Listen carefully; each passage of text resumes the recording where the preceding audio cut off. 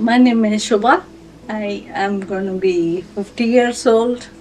I have a family history of neurodegenerative disease, and that is ataxia. The one that I have is SCA1, that is Spinocerebellar Ataxia 1. I got a genetic test done recently. I've always suspected that family has ataxia, but I was the one that got a test recently done. I've been a case study. A lot of studies have not happened yet. I'm the only one that is doing well like this, having a lifestyle still. At the age of 50, I don't know anybody else in my family that has had a lifestyle like that. I would credit a big part of it is this Hope Neuro-Acupuncture Center. They mix physiotherapy with acupuncture, and that has made it hopeful for me. At the age of 40, I had every problem that I could think of. I didn't want to take allopathic medications without an end in sight. It's not like a 1 week session of antibiotics. It's like take Zyrtec forever. I thought that has a ton of side effects and I was scared. A friend of mine suggested I should try acupuncture with nothing else. I tried that and it definitely put me on the path to recovery. I really saw the benefits. It was not a placebo. A lot of people say it's placebo. If it is placebo and I am doing so good, then I'll take it any day. I was trying to see if my sister can get better because of the same disease that I have. It's a family disease and she obviously has it. So I came to Dr. Lou. He tested me and he tested my sister too. Obviously my sister, she is 3 years older to me. It was way more advanced. In her case, I would say it's probably because she had a lot of hormonal therapies that I think made it worse for her. Same for my mom too.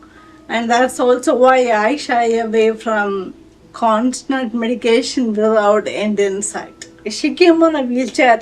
She could not walk around.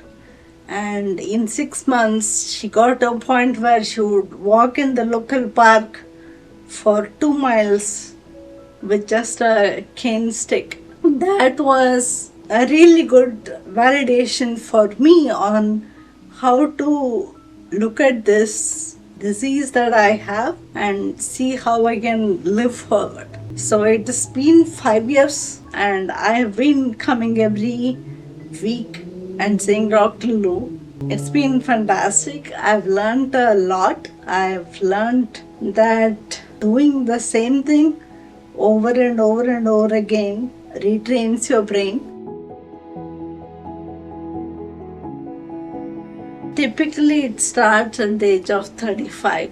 That's how I've seen my mom, my grandma, as well as my sister degenerate. It got worse with other systems, like my mom was taking medication for epilepsy. Those medications I read up now, I feel like they have a ton of side effects. For my sister, she was undertaking a lot of fertility programs, and that again I felt was the reason. It hurt them more. My sister right now is like, she's fallen several times. She needs person to help her walk to the bathroom. Compared to that, I'm way better. So some of the things that I have noticed, the skin becomes very brittle and becomes very paper thin. If I don't walk, I forget how to walk. My muscles become weaker and weaker. Because my condition is a degenerative condition. If I can continue singing, if I can continue walking, if I can continue doing whatever I did today, tomorrow, that's good enough. So I would not say things have improved. But in the last 5 years, the deterioration curve has been very slow, right? I can still do 90% of what a normal person can do. And if you take a typical ataxia person who is close to 50 years of age, they'll probably be doing 30% or 20% of what a normal person can do.